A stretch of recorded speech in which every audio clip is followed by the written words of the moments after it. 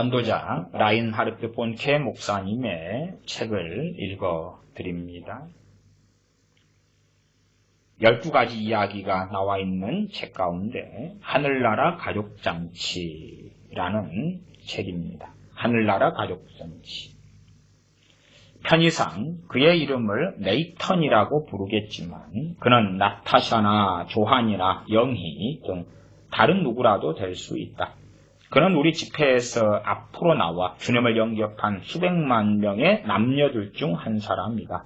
숫자가 커지다 보면 개개인은 의미를 상실한다. 그래서 때로 우리는 수백만 명 중에 한 사람에 대해 얘기할 필요가 있다. 이제 그 중에서 네이턴이란 사람의 얘기를 하려고 한다. 네이턴은 회사에서 관리자가 되기를 원했다. 그것은 돌아가신 아버지가 했던 일이었다. 아버지는 그의 우상이었다. 그가 아버지의 자리에서 일할 수만 있다면 어린 시절부터 사랑해온 여자와도 결혼할 수 있을 터였다. 그는 그 일을 너무나 간절히 원한 나머지 승진 시험 중에 부정행위를 하다가 적발됐다.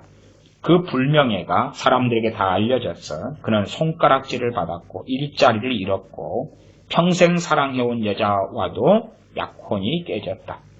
네이턴은 그 좌절 후에 새로운 성공의 길을 찾아보았지만 모든 사람들이 네이턴의 수치스러운 과거를 알고 있었다. 때문에 아무도 그에게 재기의 기회를 주려 하지 않는 것 같았다. 그의 삶은 불법의 진흙 구덩이에 빠져서 꼼짝달싹할 수 없게 되었고 그는 자신을 탓할 수밖에 없었다. 그것은 너무나 흔한 죄의 이야기다. 나는 그런 사실을 전혀 몰랐으므로 네이턴에게 관심을 가질 수 없었다. 그러나 성령님께서는 나처럼 제한되지 않으신다는 사실에 감사하다. 성령님께서 네이턴의 실패와 관련된 구체적인 일까지도 자세히 아시고 그를 온전하게 돌보셨다. 성령님께서는 세상의 모든 네이턴들을 돌보신다. 아무도 제외되지 않는다. 우리가 참된 전도자가 되려면 이 사실을 진심으로 믿어야 한다. 이 이야기는 내가 레소토에서 초창기 사역을 마친 후에 일어난 일이다. 더 이상 아무도 라인하르트 본케를 선교사로 생각하지 않았다. 그보다는 전도자로 널리 알려졌다. 1973년 좀 지났은 이야기입니다. 나는 요하네스버그에 열방을 위한 그리스도를 설립했다. 이 단체는 그리스도의 피에 씻긴 아프리카라는 하나님의 비전을 성취하기 위한 그릇이었다. 그러나 이상하게도 내 영이 왠지 편치 않았다. 우리는 강력한 결과들을 얻고 있었다. 남아프리카의 여러 나라들에서 수만 명이 그리스도를 영접하는 결단을 했다. 집회 장소인 강당마다 사람들로 가득 찼다. 우리는 10,000명을 한꺼번에 수용할 수 있는 큰 천막을 쳤다. 천막 밖에서도 수천 명이 둘러서서 복음을 들었다. 그러나 여전히 나의 내면에는 뭔가 편치 않은 느낌이 계속되었다. 이 영이 느끼는 편치 않은 느낌이 성령님으로부터 옵니다. 아시는 분들은 아실 거라고 생각합니다. 이 내 영에 있는 편치 않은 느낌이 무엇일까? 어느 날 밤 잠을 자던 나는 꿈을 꿨다. 그 꿈에서 나는 선장 제복을 입고 있었다.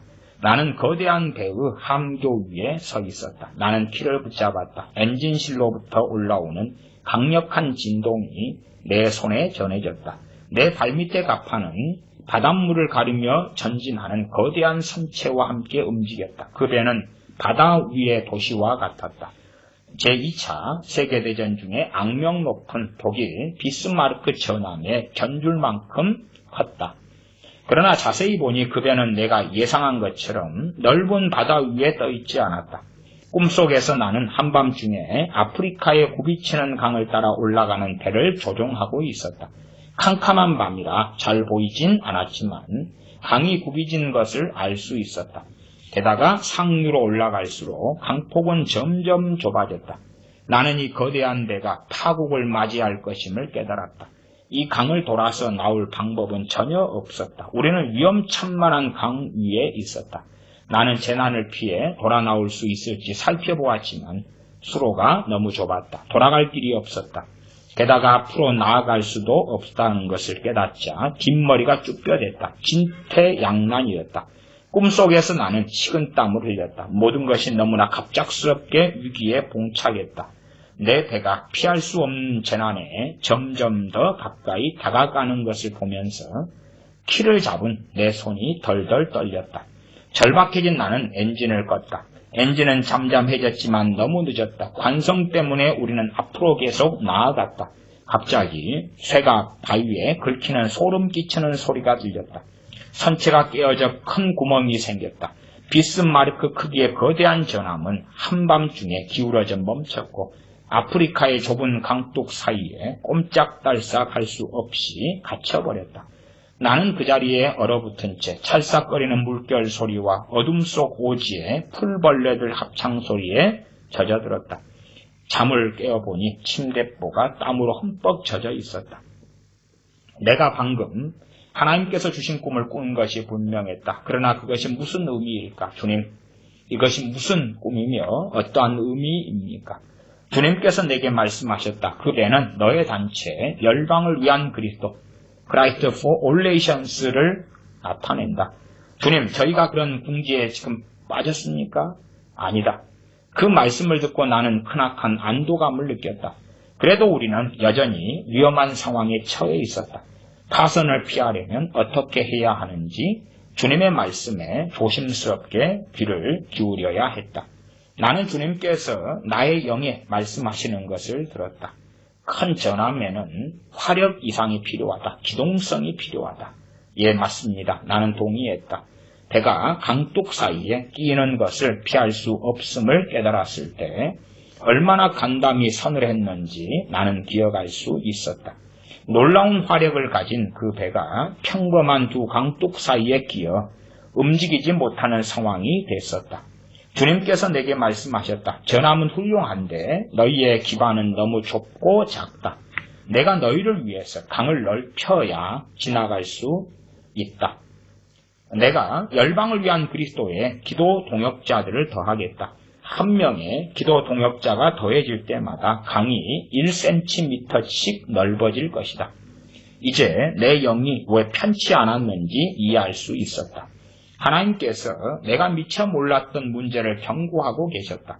하나님께서 큰 사랑과 지혜로 재난을 피할 하나님의 계획을 내게 주셨다. 이제 나의 모든 에너지는 그 문제에 집중되었다.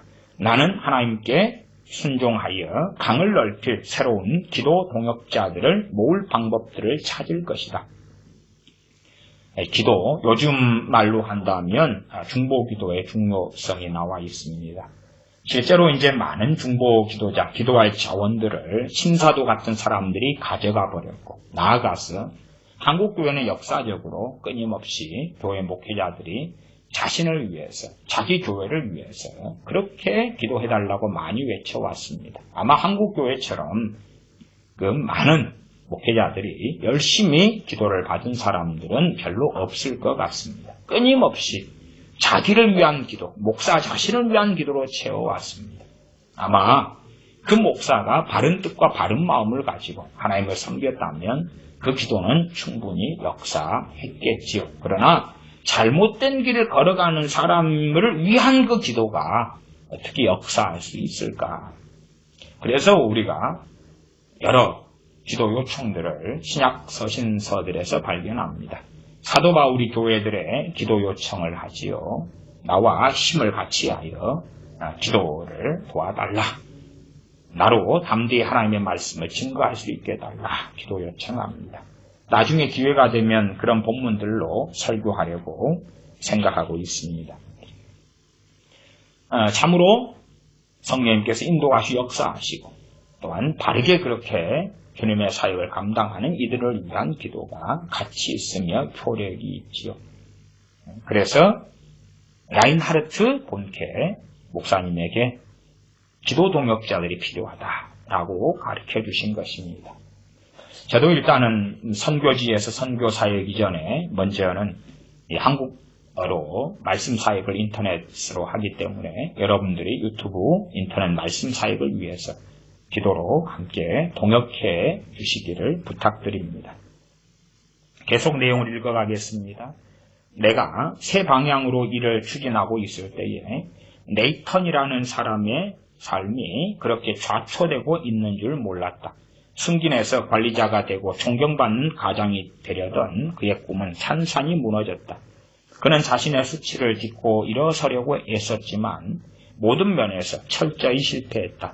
가족과 친구들은 그를 버렸다. 그는 살아갈 이유를 다 잃었다. 나는 몰랐지만 그는 부엌에서 식칼을 꺼내들기도 했다. 날이면 날마다 그는 자신의 인생의 고통을 끝낼 방법들을 찾아 고심했다.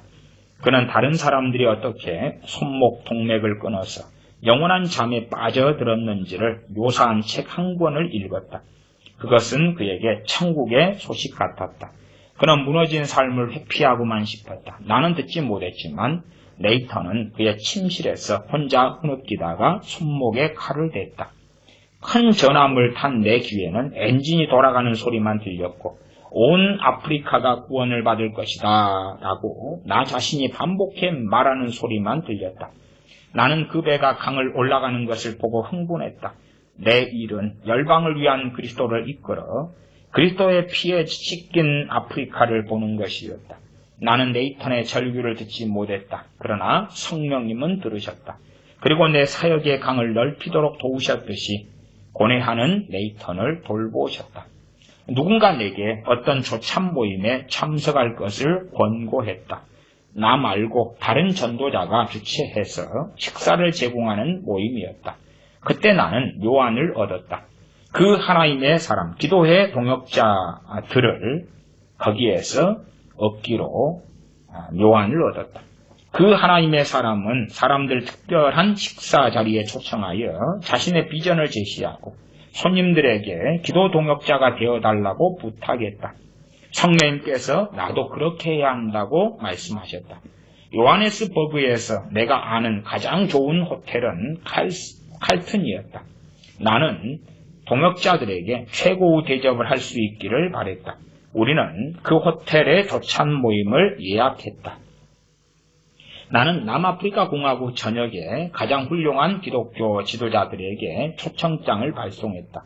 나는 그들을 통해 하나님께서 내 사역의 강을 넓혀주시는 일이 일어나기를 원했다. 이게 한 분의 조참 모임에 참석하면서 아이디어, 지혜를 얻었다 그 말이에요. 그리고 기도 동역자들을 얻으려고 그와 같은 모임을, 그와 같은 조참 등의 식사 모임을 열었다 그 말입니다.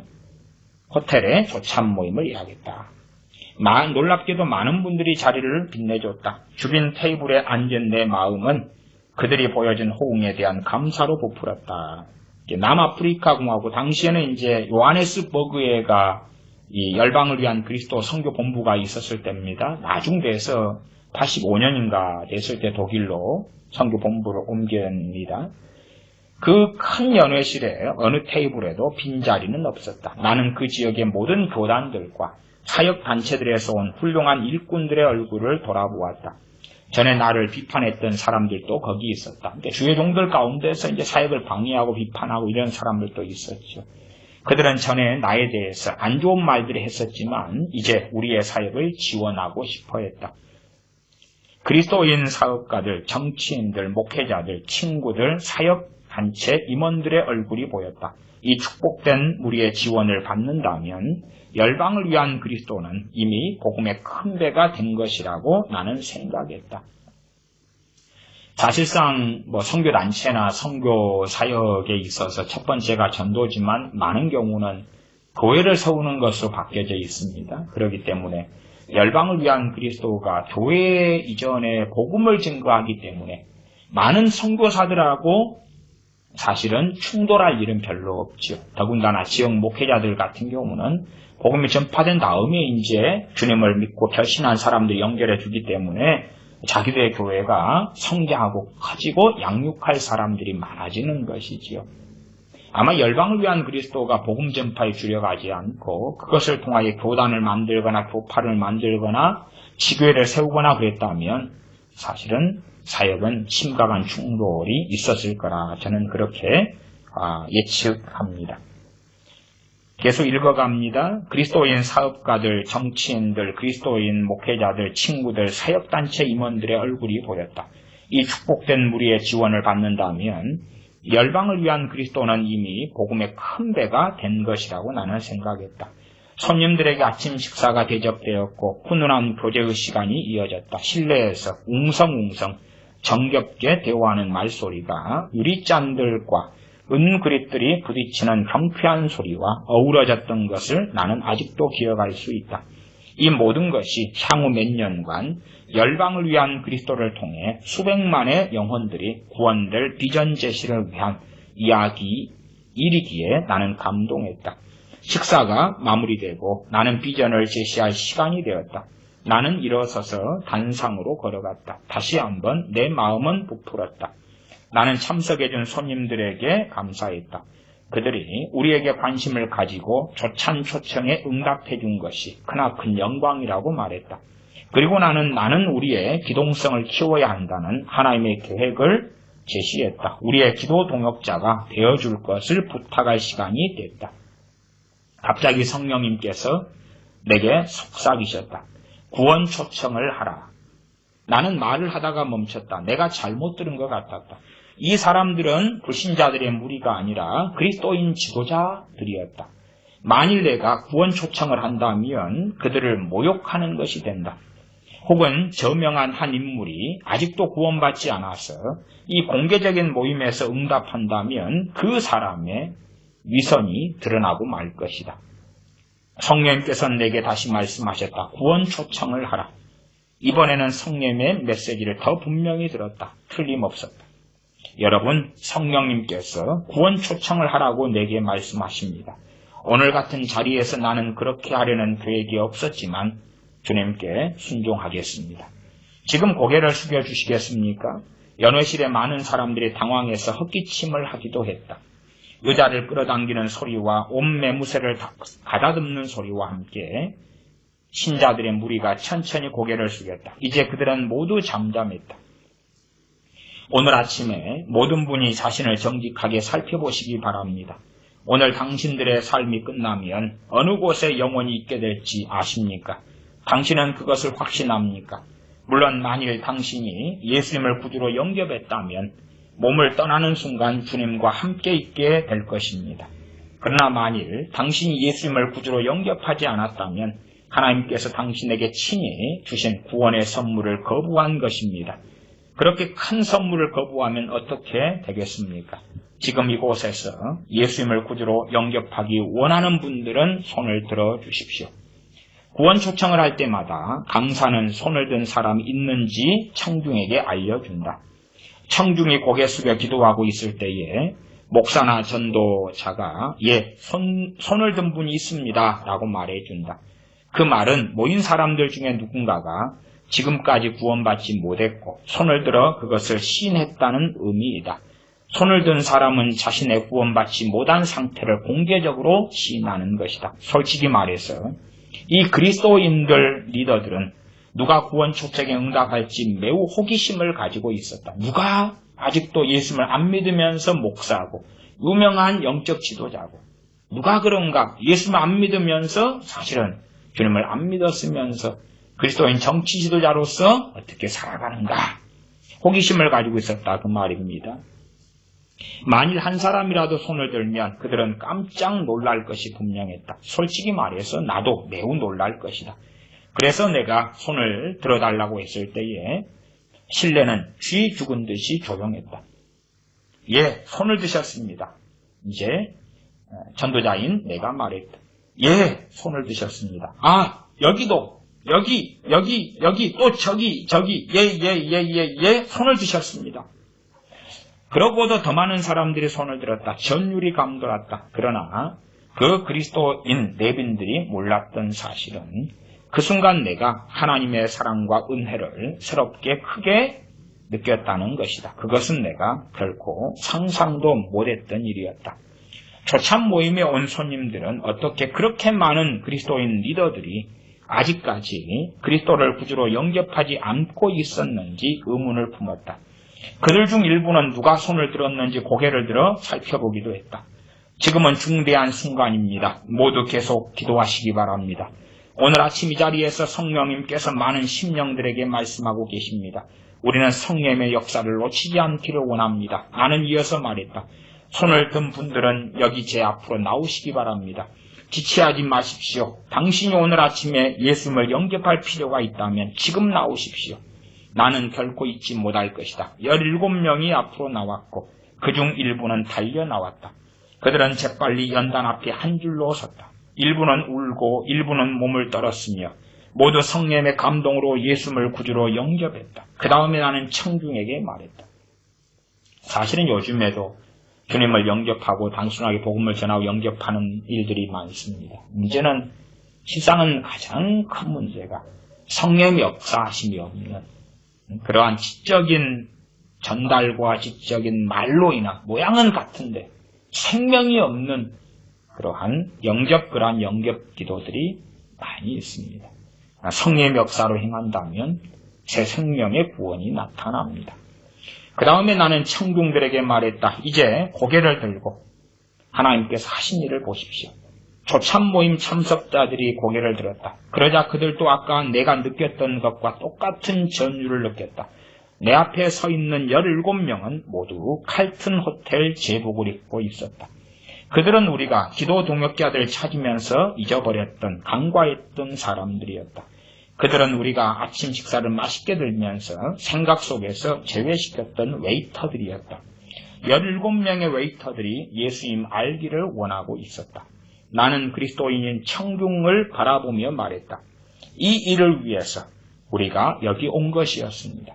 우리 모두는 오늘 가장 크게 기뻐하며 돌아갈 수 있습니다. 우리가 열방을 위한 그리스도의 조참 모임에 참석함으로 이 17분이 하나님을 만나도록 도왔기 때문입니다. 여기저기서 손수건이 보였다. 거룩한 침묵이 연회장에 감돌았다. 이 사건은 나의 어떤 말이나 행동보다 복음의 증인과 전도자가 되어야 하는 우리의 소명의 본질을 잘 보여주었다. 한 젊은 목사가 그날 아침에 완전히 변화되었다. 그는 그날 이후로 어떤 사람들에게 어떤 곳에서 어떤 이유로 말씀을 전하든 반드시 구원 초청을 하겠다고 결단했다.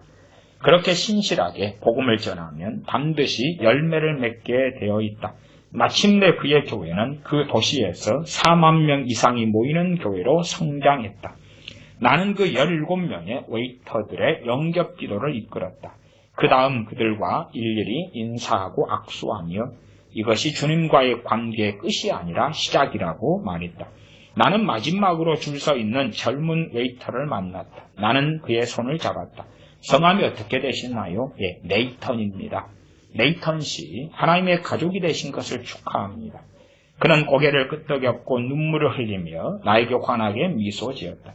그는 양손으로 내 손을 꼭 붙잡고 오랫동안 그저 흔들기만 했다. 그는 내 손을 놓을 줄 몰랐다. 나는 그가 깊이 감동받았다는 것을 알 수 있었다. 물어볼 시간은 없었지만 그의 삶에서 이 결단의 순간 이면에 매우 절실한 사연이 있다는 것을 감지할 수 있었다. 우리는 그리스도를 영접한 수백만 명의 명단을 가지고 있다. 그리고 그들 각 사람마다 네이턴과 같은 사연이 있다. 천국이 놀랍지 않겠는가? 그때 우리는 그들 모두의 이야기를 처음부터 끝까지 결말까지 천국에서 만나 다 들을 수 있을 것이다.